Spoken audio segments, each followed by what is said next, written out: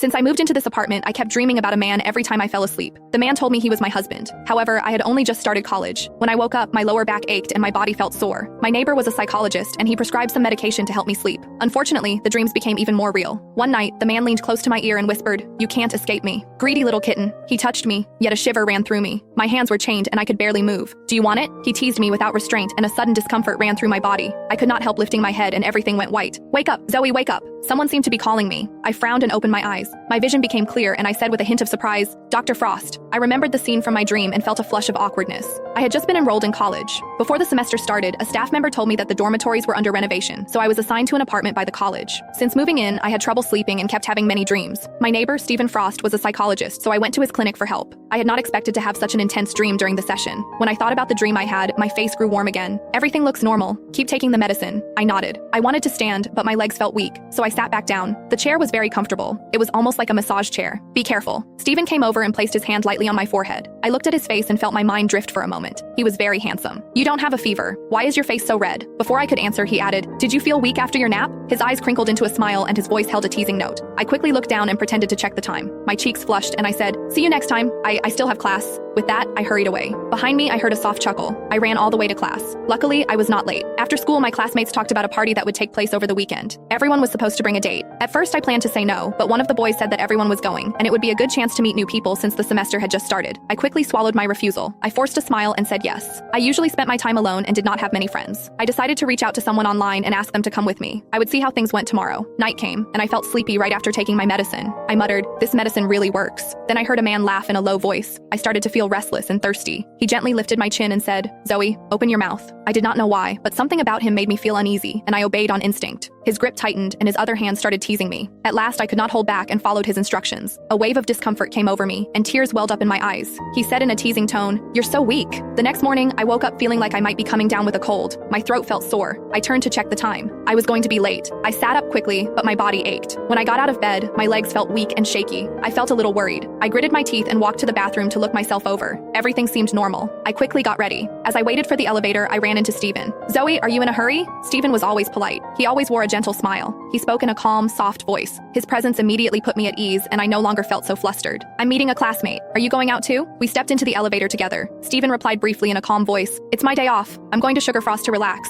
I was surprised. Me too. Just like that, Stephen ended up giving me a ride. As he turned to fasten my seatbelt, I instinctively raised my hand to cover my face. I did not know why, but I felt a sudden flicker of fear toward him. Stephen paused for a moment, then let out a soft laugh. "Are you afraid of me?" I swallowed and shook my head. I wanted to explain, but I did not know how. I lowered my head and turned slightly to the side. When I closed my eyes, a strong sense of familiarity